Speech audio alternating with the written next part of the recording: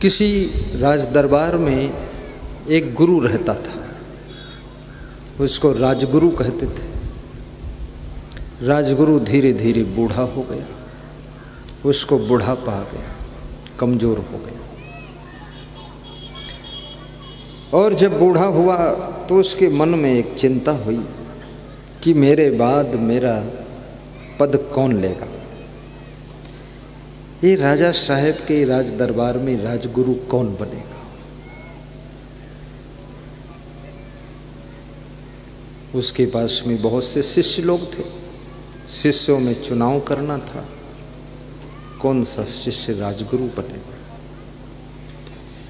तो उस गुरु ने सोचा इनकी परीक्षा ले लिया जाए शिष्यों की। तो शिष्यों से कहा कि आश्रम के पड़ोस में नदी है, नदी में पानी बह रहा है, तुम लोग आज सब नदी की ओर टहलने के लिए जाओ। अब शिष्यों को पता नहीं है क्या परीक्षा हो रही है। नदी की ओर टहलने की शिष्यों ने देखा कि नदी में सेव फल बहते हुए एपल आ रहे हैं। तो जितने भी शिष्य थे सबने नदी के किनारे जा जा करके एक सेव मिला, दो सेव मिले, उठा उठा कर खा लिया, ले लिया झपट करके। लेकिन एक शिष्य ऐसा था जिसने उठाया तो, लेकिन उसने कहा कि ये सेव फल मेरा खाने का हक नहीं है, ये किसी का बहकर आ रहा है, तो मैं पता लगाऊंगा कि किसका ये सेव फल है, उसको ही सौंप दूंगा।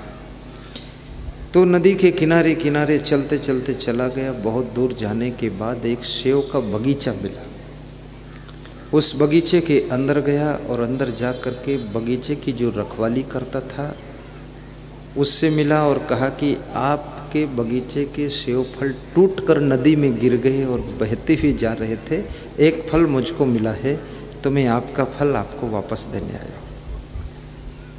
तो बगीचे का मालिक बोला, वो जो माली था जो बगीचे को संभालता था, उसने कहा अरे इसको तुम खा लेते, इतनी दूर तुम वापस करने आए, फालतू मेहनत किया, इसको खा जाना चाहिए था। बोले नहीं नहीं नहीं, किसी दूसरे का खाना ठीक नहीं होता, आप लीजिए, तो आपके बगीचे का फल है। तो उसने कहा मेरा बगीचा है ही नहीं, मैं तो इसका रखवाला हूँ, ये बगीचा तो राजा साहब का है, आपको वापस करना है तो उनको वापस कर दो जाकर। तो वो शिष्य उस सेव फल को लेकर के राज दरबार में पहुंचा और राजा साहब ने देखा कि कोई छोटा बालक खड़ा है। बुलाया, तुम क्यों आए हो? तो उसने वो सेव फल उनके टेबल पर रख दिया कि आपको आपका फल देने के लिए आए। बोले मेरा फल कैसा? बोले नदी के किनारे गुरुजी ने सबको भेजा था देखने के लिए कि नदी का दर्शन कराइए, टहलाइए। तो वहाँ नदी में सेव फल बहते हुए आ रहे थे, तो हमारे सभी गुरु भाइयों ने, गुरुदेव के शिष्यों ने एक एक दो दो फल उठा उठा कर झपट के खा लिया। मुझको भी एक फल मिला तो मैं इसको बगीचे में लेकर गया, वापस किया तो उन्होंने कहा मेरा बगीचा नहीं है, तो राजा साहब का, राजा साहब को दो, तो इसलिए मैं ये फल आपके पास वापस करने आया, आप इसको स्वीकार कीजिए। किसी का फल ऐसे लालच में नहीं खाना चाहिए। तो उस राजा ने देखा और कहा तुम राजगुरु के शिष्य हो? बोले हाँ मैं राजगुरु का शिष्य। राजगुरु को बुलाया गया तो राजगुरु से पूछा ये सब शिष्यों को आपने नदी किनारे क्यों घूमने के लिए भेजा? बोले बस इनकी परीक्षा कर रहा था, मैं बूढ़ा हो गया था,